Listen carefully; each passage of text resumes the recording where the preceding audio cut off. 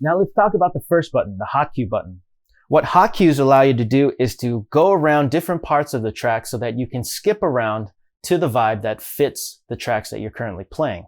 So for instance, if you're playing a party and the party is live, you're about maybe 2 hours into your set, and the track that you want to bring in is the chorus part of that track. Unfortunately, because of copyrights, I can't give you the exact track of it.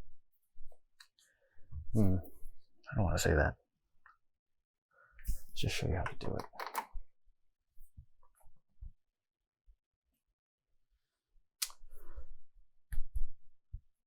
So let's first take a look at our hotkey mode. Now, what I've done already is clear all of the hotkeys, and I'll show you how to do that in a little bit, but I'll show you how to set a hotkey. Now, we want to make sure that, first of all, inside of Serato, we click the settings button, or the settings gear cog, and we want to make sure that this checkbox that says enable hotkeys is checked. If this isn't checked, your hotkeys aren't going to show up.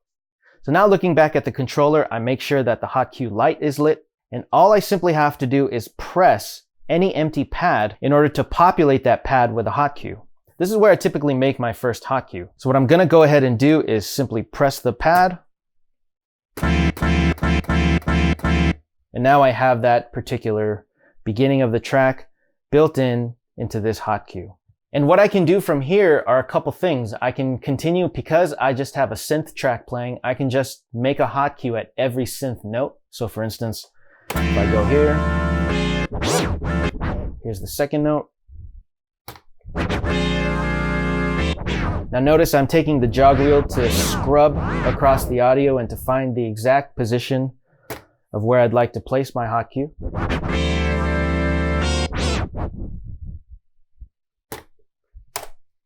And so now I have my first 4 hotkeys.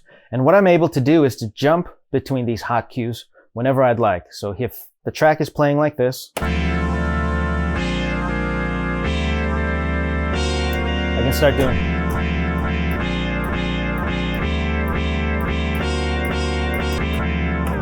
can start doing things like that. Now let's say I accidentally make too many hotkeys, and so let's just populate all of these. I'm just pressing them randomly, and I've made a mistake.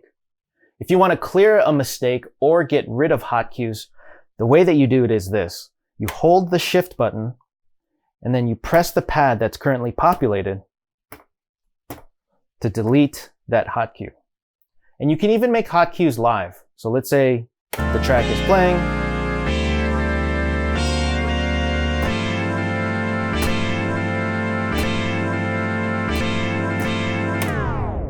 And so that's creating hotkeys.